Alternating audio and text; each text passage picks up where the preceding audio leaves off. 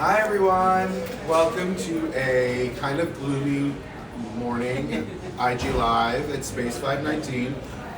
We could not be more excited to be hosting Melissa Carter from Kameo Vintage for the weekend, which is kind of, this whole element of vintage, I feel like it's a term we use, but you're much more beyond vintage. Like you're like lifestyle. Yes. Can we say that? Yes, I love that. All right. Yeah. Something new. Exactly. It's like I feel like we're talking vintage, and it's like digging around in a bin, which Correct. This is so much more elevated. Yes, right? exactly. So give us a little backdrop on you and Kameo Vintage. Sure. So, like Jim said, I'm Melissa Carter from Kameo Vintage. I actually was born and raised in Highland Park. After I graduated from Highland Park High School, I went to a historically black college, Clark Atlanta University, and I felt like Atlanta wasn't where it was at for me for fashion, so I picked up my things and I drove my red Honda Civic through New York and said, I'm going to make it in fashion. 17 years later, I was the district recruiter for Coach for about 3 years, and then COVID happened, and unfortunately I was let go, so I pivoted into my passion, which has always been collecting vintage clothing. At the time, when COVID was at its height, I pulled my son out of homeschool, and we decided to just go from coast to coast and go to thrift shops and stay at really fabulous hotels.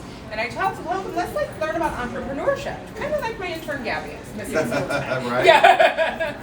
So with that said, I decided, by the time I got to Highland Park, because I was just visiting my parents, my car was like busting at the seams. And I was like, there's no way that I can go drive back to New York and still collect, because I was still thinking like, I need more. Right. You need to unload. Yes, exactly. So it was then that my mom introduced me to Deanne Nichols at Coldwell Banker, and I took over the pop-up shop in the front. So those who are my followers, y'all know Hildy 007. The Space 519 followers, Hildy 007 is my senior intern / mother. So she sews on tags, she does all the things. Yeah. That's amazing. So I took over the pop-up shop. What was supposed to be a 2-week pop-up shop turned into a 3-month pop-up shop, then turned into Can You Please Stay? This has been wildly successful. That's amazing. So I came back and I drove back to New York in December, like 2 days before Christmas, and then I moved back here permanently to Highland Park in March, and then I just opened up my new permanent, which is at 874 Green Bay. It's on Green Bay and Tower for those who are in the North Shore, and now I have a pop-up, a permanent, and something called the Back Room, which is my shoppable archives, which is what you guys are getting. Yes. We're super excited. So it's interesting. I mean, we've been doing this for a million years. We will run around with people who kind of do a vintage element, but what I think is so super exciting about yours is that it's so curated, and it's curated in a vision that is so you. Yes. Do you know what I mean? And I Yes. think that's what you want when you're dealing with this type of product, because there's so much out there, but I just like every piece holds its own. Yes. So what's your philosophy when you're looking for pieces? So for me, I'm just trying to reimagine your wardrobe. Back in the day when I was just collecting and, like how you said, vintage rummaging, I would only buy like era pieces, so like focusing on certain decades. Now I'm finding with just trying to raise awareness of sustainability, but now I'm collecting a little bit of fast fashion and pairing it with 1940s, 1950s pieces. So my philosophy is to reimagine your style with what you already own in your closet, and I'm selling vintage, yes, but I'm truly selling you my style. So everything that I have curated here are things that either I have worn. I do believe in test driving merchandise. Right. It's either things that I have worn or that I would wear or that I would pair together. So I'm really kind of selling you my lifestyle, and I would consider my style to be a little mix of New York streetwear with some elevated luxury, and I think that takes ode to my experience in luxury in New York retail. And a little bit of fun. Like I really do love some of like these kind of internet brands that obviously are ruining the earth. Just kidding.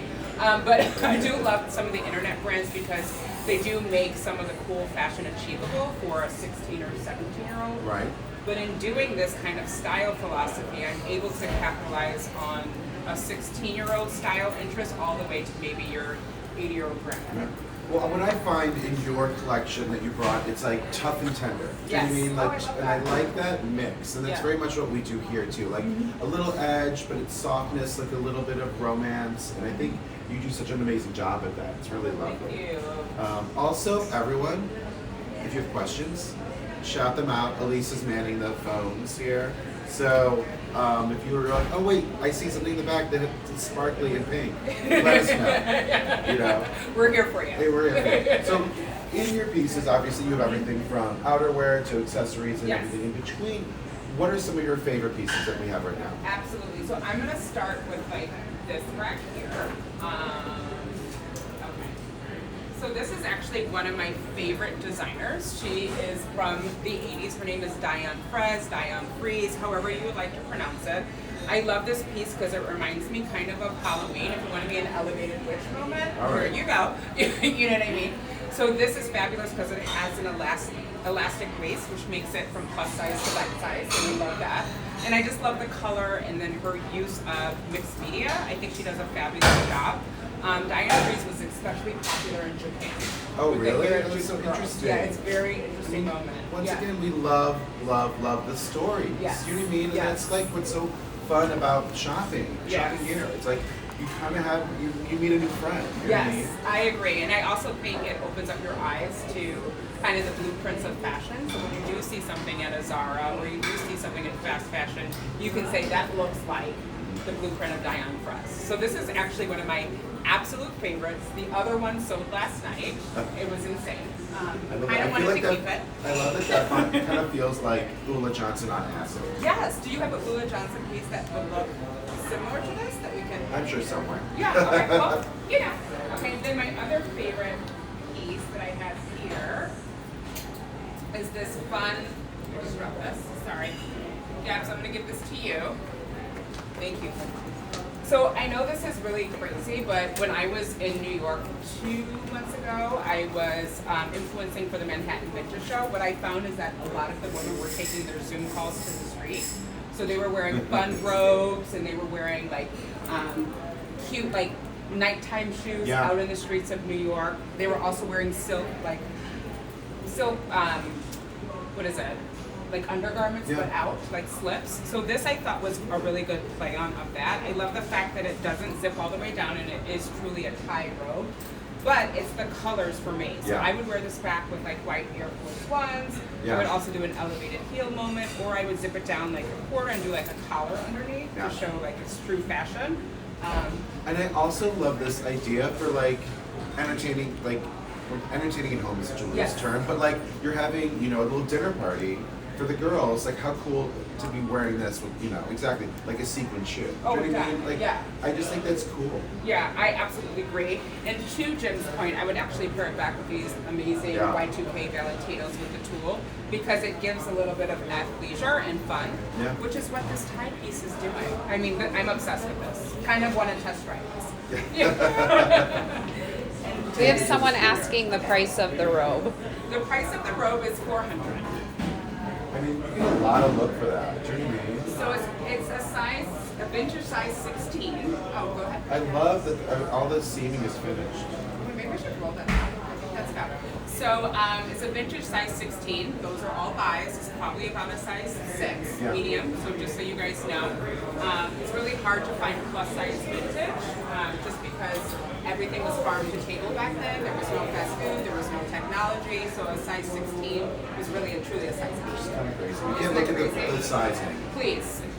So this is actually one of my absolute favorite designers. This is Bonnie Cashin. Oh yeah. Bonnie Cashin, and for those who know, was the actual original creative director for Coach. So she's the one that infused all of the turnlocks. That was actually inspired by isn't that fab? Yeah. This was inspired by the convertible of her car.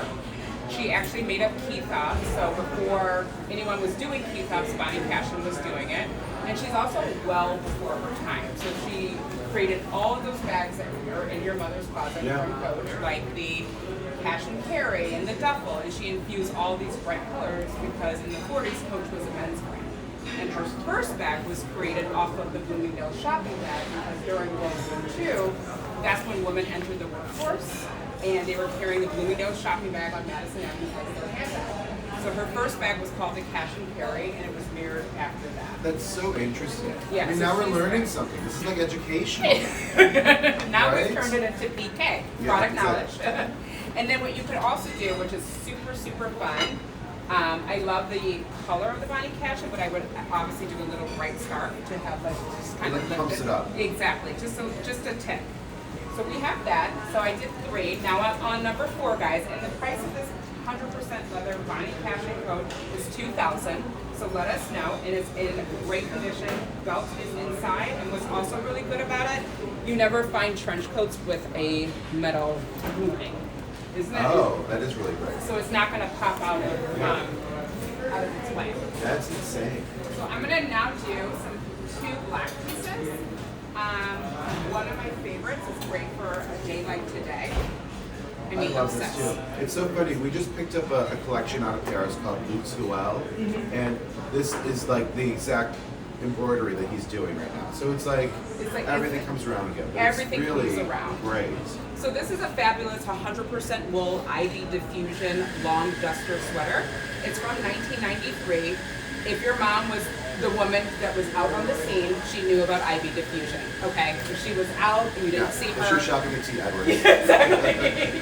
It's fabulous because you have this really great embroidery here mixed with sequins, and it's great for a day like today. So if you want to be cozy and cute, Yeah. I would pair this back with leather. I would pair, go ahead. Someone needs to get this. This is insane. Isn't this bad? Someone needs to come in and try this on. It's like, first of all, it's in mint condition. It's fab. I love the shape. I mean, it's anything from like a size 2 to a size probably 8 in this. Like, Yes. I don't know. There's something that really speaks. And I even think you could go up to a 12. This is a plus size to bite size piece. Yeah. So if you're feeling like, oh, there's nothing here for me, lies. Okay. Yeah, right. And then we have. I'm gonna do a plug. Sorry guys, I always have to plug my own line. Yeah, it's just one of those things. But we're gonna do a twofer. Okay. So this is actually Kameo collection. So this is a vintage upcycled piece.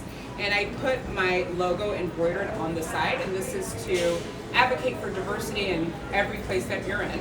And it's were you guys, no? Okay. Sorry. No, you're fine. Nope. And this is actually an inclusive piece, so I invite everyone to wear it to promote diversity. You can also pair it back with this fabulous jacket right here. So if you want a kind of a faux Gucci moment, Yeah. we can do that. And then, if you don't mind, you can grab those Gucci boots, Gabby, right where the mannequin is.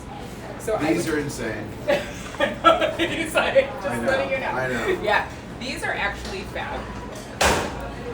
Thank you so much, Gabby. So if you want to pair this back with this, you have the Gucci Tom Ford booties that you remember selling. When I was at Gucci, these came in, and it was like it was like you could not keep them in stock. Yes. It was like waiting lists for these. And These- it really was. Obviously, the original GT is so super important, but it was also the heel height was so accessible because everything back then Tom was doing was super high, like 110 millimeters. Yeah. So finally, there was a boot that was like. So this is absolutely fab. The original owner of these never wore them. I was going to say they're in insane condition. And she put a vibrant sole at the bottom, so you don't even need to do that. So not only did she spend the $5,000 on the boots, she spent an additional $150 to keep them safe, only not to wear them. Thank you, girl. We love you. Exactly. So wait a minute. Yeah. So what size are those? So those are an 8, but I will say they do kind of fit like an 8.5 because I did do a test drive on carpet, and they would fit me comfortably. So. And Gucci shoes tend to run large. And then for my final and last piece, you guys, I'm gonna bring a little Chanel in. Slash this fabulous one. Okay, I'm gonna do 2 fun last. Okay. And there's this one here. This is like lifting weights, FYI. This is crazy too. So this is fab. This is like a jingle jangle moment. If you just For want the holidays, why yeah. not? If you want to be Mrs. Claus, Exactly. that's fine.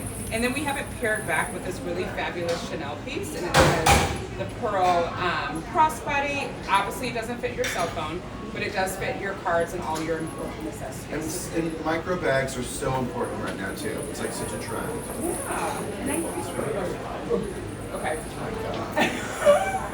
I mean, this is no joke. It's so good. So while he's holding that, we're also going to show this. And this is a 1920s flapper dress.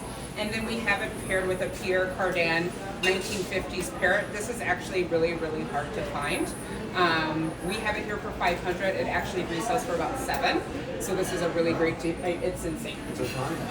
And this right here is fabulous. If you have like a party to go to and you want to just, bring back an ode to the 1920s, you can do that, and you can pair it back with these really nice Y2K valentines. Yeah, and I would love this dress like over a white bodysuit and like leather leggings. Oh, yeah. Do you know what I mean? Yeah. So it doesn't Like a feel tunic. so it doesn't feel so bare. But I think that's so chic. And all of these will be on my website after the trunk show. Not all at once, but it's better to get it here just so that you can feel it, you can touch it, and you can come in and try it. And we have Melissa and her team here today until 4, and then tomorrow 10 to 3. And what's nice about shopping with Melissa here, have a glass of champagne and really make it an afternoon. You know what I mean? It's like life's too short. So come on down, see us. Lift this like 5 times. It's like a workout. And let's play around. Awesome. Thanks, guys. Thanks so much. Good to see you. Come see us soon. Bye. How are you? So sorry. There's No, always you're fine. people- It's perfect.